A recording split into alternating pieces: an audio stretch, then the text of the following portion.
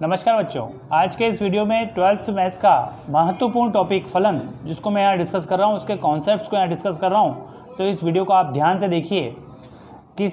कोई भी यदि समुच्चय होता है और किसी समुच्चय के प्रत्येक अवयव को, फलन की परिभाषा है मैं आपको बता रहा हूँ कि फलन क्या होता है, वास्तव में जो फलन होता है वो होता क्या है। तो फलन जो होता है किसी समुच्चय के ए के प्रत्येक अवयव को, मतलब किसी समुच्चय के प्रत्येक अवयव को किसी दूसरे समुच्चय के प्रत्येक अवयव से संबंधित करना क्या कहलाता है, फलन कहलाता है, या इसको फलन को अपन प्रतीक चित्रण भी कहते हैं। मतलब ए के प्रत्येक अवयव को किसी नियम के आधार पर बी के प्रत्येक अवयव से या विशिष्ट नियमों के आधार पर संबंधित करना क्या कहलाता है, फलन कहलाता है, या प्रतीक चित्रण अथवा फलन कहलाता है। इसमें आप देखिए वीडियो में y बराबर fx यहाँ पर दिया हुआ है, जहाँ y को x का प्रतिबिंब और x को y का जो है पूर्व प्रतिबिंब कहते हैं। अब ये पूर्व प्रतिबिंब और प्रतिबिंब क्या होता है, जैसे कि x की भिन्न भिन्न वैल्यू हम रखते हैं, तो x की जो भिन्न भिन्न वैल्यू रखते हैं तो इसमें क्या होता है, y की भिन्न भिन्न वैल्यू हमें आती है। तो y को क्या बोलते हैं, x का प्रतिबिंब कहते हैं। ठीक है, जैसे कि कोई इक्वेशन है आपके यहाँ पर दे रखी हो, यहाँ पर मैंने लिख रखी है y बराबर x+2, ये इक्वेशन है। तो इसमें x के विभिन्न मान यदि हम रखेंगे तो x के विभिन्न मानों के संगत क्या होगा, y के विभिन्न मान हमें प्राप्त होंगे। x की वैल्यू यदि हम 1 रखेंगे तो क्या होगा, 1+2 कितने हो जाएंगे, 3 हो जाएंगे। तो y की वैल्यू कितनी आ जाएगी, 3 आ जाएगी। तो इस प्रकार से यहाँ पर हम क्या कहेंगे कि y को x का प्रतिबिंब कहते हैं। ठीक है, और x को क्या बोलेंगे, y का पूर्व प्रतिबिंब। ये आपको याद रखना है। अब फलन को यहाँ पर f/a टेंड्स टू b द्वारा निरूपित यहाँ पर किया जाता है। ये जो इक्वेशन मैंने यहाँ पर इस प्रकार से लिख रखा है, f/a टेंड्स टू b, ये फलन को निरूपित करने का तरीका है। f जो यह फलन है a से b में एक फलन है। ठीक है, अब मोस्टली जो बच्चों को प्रॉब्लम आती है वो आती है आपकी बच्चों को प्रांत, सहप्रांत और परिसर ज्ञात करने में। इसमें बहुत समस्या आती है। तो बहुत ही सिंपल है, इसको उससे घबराने की आवश्यकता नहीं है आपको। प्रांत, सहप्रांत और परिसर क्या होता है, यदि कोई दो सेट आपको दिए गए हैं तो इन दो सेट में जो पहला जो सेट होता है वो उसका प्रांत कहलाता है, और दूसरा जो सेट होता है उसको हम सहप्रांत कहते हैं। और प्रांत के विभिन्न अवयवों के संगत सहप्रांत में जो प्रतिबिंब होते हैं उन प्रतिबिंबों को क्या बोलते हैं, परिसर कहते हैं। यह बात को आपको याद रखना है। वापस से बोल रहा हूं मैं, प्रांत के विभिन्न अवयवों के संगत जो प्रतिबिंब प्राप्त होते हैं उसको हम परिसर कहते हैं।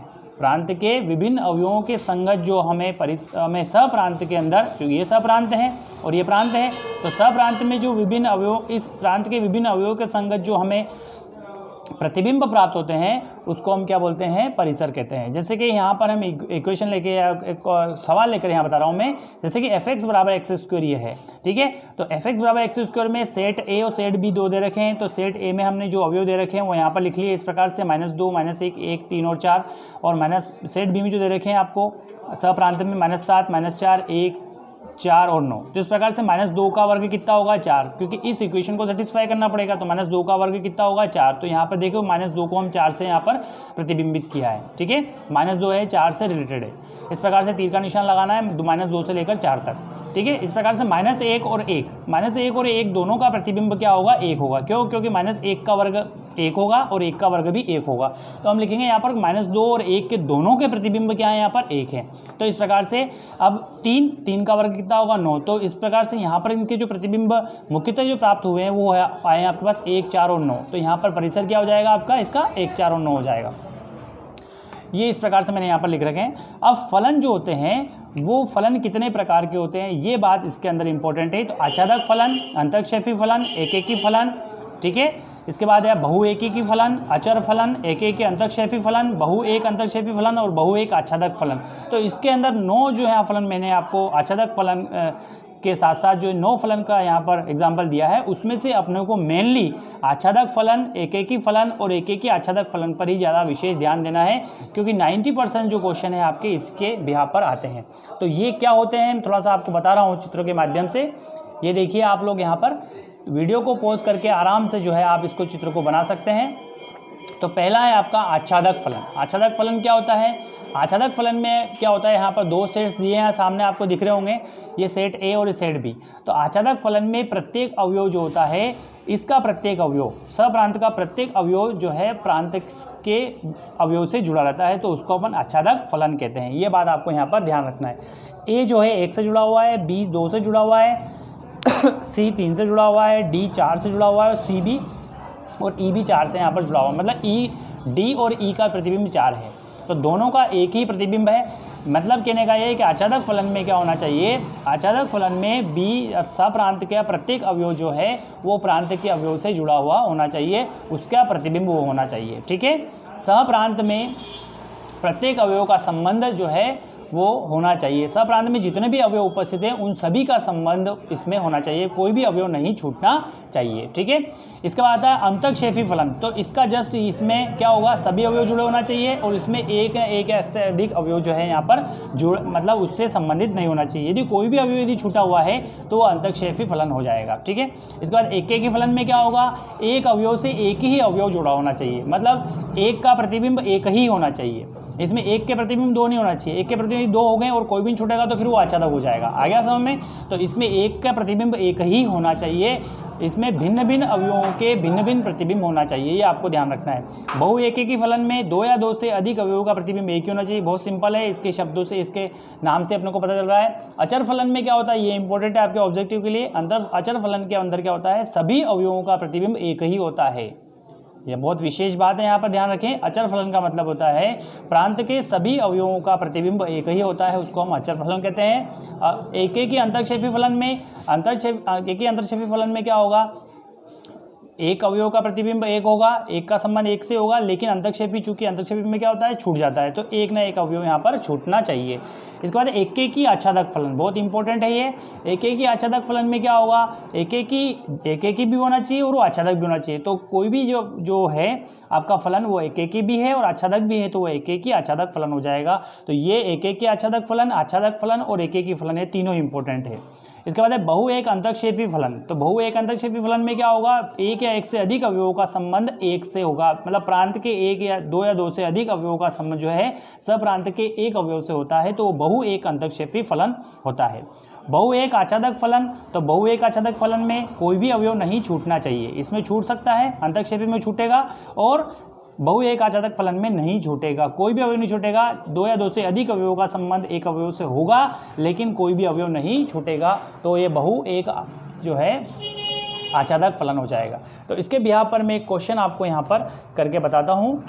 देखिए क्वेश्चन लिया है मैंने यहाँ पर, सिद्ध कीजिए कि, ध्यान से इसको पढ़िए, सिद्ध कीजिए कि प्रतिचित्रण f/r टेंस टू r जो कि fx बराबर 3x/5 द्वारा परिभाषित है एकेकी आच्छादक है, जहाँ पर क्या है r वास्तविक संख्याओं का समुच्चय है। तो हम एक क्वेश्चन को लेते हैं, ध्यान से इस क्वेश्चन को देखिए। हमें जो चीज़ दे रखी है f/r का r से, यहाँ पे ये r क्या है, प्रांत है, और ये क्या है आपका सहप्रांत है, ध्यान रखेंगे आप लोग। तो फलन जो दिया है आपको fx बराबर 3x/5, ये दे रखा है शायद 3x/5, ठीक है। अब चूंकि x अवयव है r का, चूंकि x का एक जो है अवयव r का है, इसलिए हम क्या लेंगे, एकेकी के लिए क्या होता है, एकेकी के लिए आपको याद रखना है, एकेकी के लिए हम मान लेते हैं यहाँ पर fx बराबर fy, ये लेंगे हम यहाँ पर। एकेकी के लिए कंडीशन होगी fx बराबर fy, तो यहाँ हो जाएगा fx बराबर क्या है 3x/y और y, तो x की जगह हम y रख देंगे इसके अंदर, तो यहाँ जाएगा 3y/5, 5 से 5 कैंसिल हो जाएगा, 3x बराबर 3y दिख रहा होगा आपको, 3 से 3 कैंसिल हो जाएगा, तो x बराबर क्या आ जाएगा y। एक अवयव का प्रतिबिंब एक ही अवयव है, इसलिए ये फलन, अतः फलन f क्या है यहाँ पर, एकेकी है, ये आपको करना है, ठीक है। अब एकेकी हो गया। अब आच्छादक के लिए क्या करते हैं, आच्छादक के लिए fx वापस से, चूंकि fx बराबर क्या दे रखा आपको 3x/5 दे रखा है, तो यहाँ लेंगे अपन fx बराबर y लेने पर, तो fx की जगह हम y रखेंगे, तो y बराबर क्या हो जाएगा 3x/5, क्योंकि यहाँ पर x और y जो है वो दोनों ही अवयव है, किसके, x और y दोनों ही अवयव है आपके r के, ठीक है, ये लेना है। तो y बराबर 3x/5 हो जाएगा। अब यहाँ पर y बराबर 3x/5, इसमें आच्छादक के लिए क्या करना है अपने को, x की वैल्यू यहाँ से निकालना है, तो ये 5 इधर जाएगा, तो y - 5 बराबर 3x, या करके हम लिख देंगे x बराबर, x की वैल्यू क्या आ जाएगी यहाँ पर, y - 5/3, x की वैल्यू आ गई आपके पास y - 5/3, जो कि अवयव है, साफ दिख रहा है किसका, r का। अतः फलन f, या फलन f जो भी आप लिखें, एफ क्या है, आच्छादक है। ठीक है, तो आच्छादक में क्या करना है और एकेकी में क्या करना है आपको यहाँ पे समझ में आ गया होगा इस क्वेश्चन के माध्यम से। एक इस प्रकार के क्वेश्चनों में एकेकी के लिए आपको x बराबर y लेकर के आना है, या दो अवयव यहाँ पे ले लें x1 x2, कई क्वेश्चंस में लिए हुए हैं, तो x1 x2 लेंगे तो x1 लास्ट में अपने को x1 बराबर x2 बराबर लेकर के आना है। और दूसरी कंडीशन में आच्छादक के लिए क्या करना है, fx की जगह y रखना है और x की वैल्यू निकालना है, और x बराबर y ऋण 5/3, मतलब x के भिन्न भिन्न अवयवों के लिए, y के भिन्न भिन्न अवयवों के लिए x के जो है भिन्न भिन्न अवयव यहाँ पर प्राप्त होंगे, प्रतिबिंब जो कि प्राप्त होंगे। तो इसलिए हम कह देंगे यहाँ पर ये फलन आच्छादक है, और ये x बराबर y एक अवयव का एक ही प्रतिबिंब यहाँ प्राप्त हो रहा है, इसलिए ये फलन क्या होगा, एक ही होगा। Thank you very much for watching this video.